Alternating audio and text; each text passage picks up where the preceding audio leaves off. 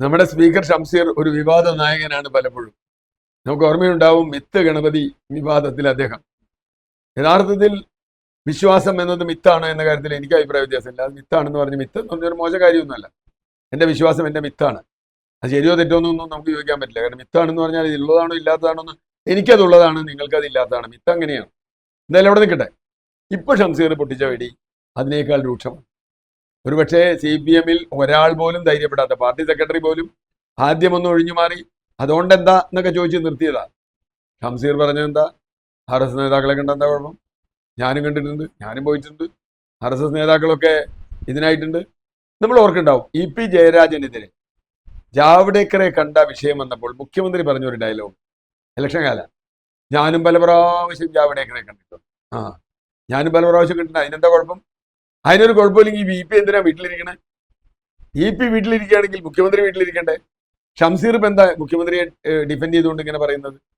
ഷംസീർ കളിക്കുകയാണോ എന്ന് എനിക്കറിയില്ല, ചർച്ചയാക്കാൻ പറയണതാണോ എന്ന് എനിക്ക് സംശയമുണ്ട്. കാരണം അവരുടെ ഒരു ഇരിപ്പ് വശം വെച്ച് മുഖ്യമന്ത്രി ഷംസീറും അത്ര നല്ല ടേംസ് ആണെന്ന് ഞാൻ കരുതുന്നില്ല. എന്തായാലും ഇപ്പോൾ കണ്ടോണ്ട് എന്താ കുഴപ്പം എന്ന വിവാദം ഉയർന്നു വരുന്നത് അണികളിൽ വലിയ രോഷമുണ്ടാക്കിയിരുന്നു.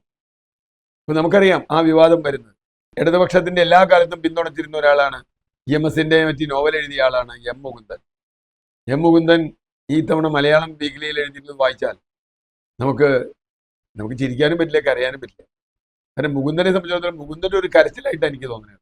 മുകുന്ദൻ യഥാർത്ഥത്തിൽ ഫലിതം പറയല്ലായിരുന്നു, മുകുന്ദൻ്റെ ഒരു രോദനമാണ്.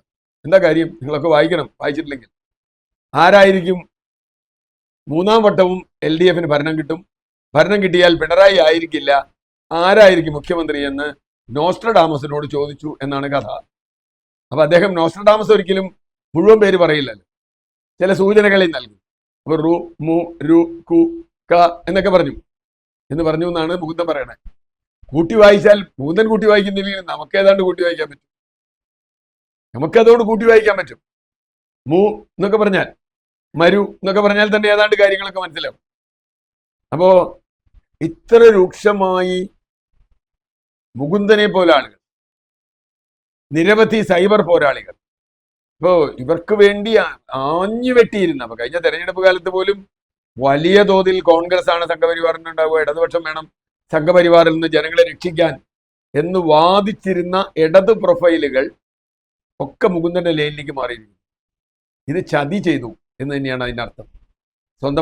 സ്വന്തം വേണ്ടപ്പെട്ട ആളുകളെ രക്ഷിക്കാനും ഒരുപക്ഷെ സ്വന്തം മരുമകനെ മുഖ്യമന്ത്രിയാക്കാനും ഒക്കെ ഉള്ള ലക്ഷ്യമാണോ ഇതിന്റെ പിന്നിൽ നമുക്ക് പറയാൻ പറ്റില്ല.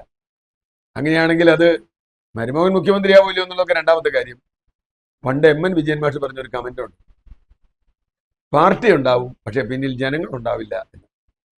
അതാണ് ബംഗാളിൽ സംഭവിച്ചത്, അതാണ് സോവിയറ്റ് യൂണിയനിൽ സംഭവിച്ചത്, അതാണ് ലോകത്തുള്ള കമ്മ്യൂണിസ്റ്റ് പാർട്ടികൾക്ക് മുഴുവൻ സംഭവിച്ചത്.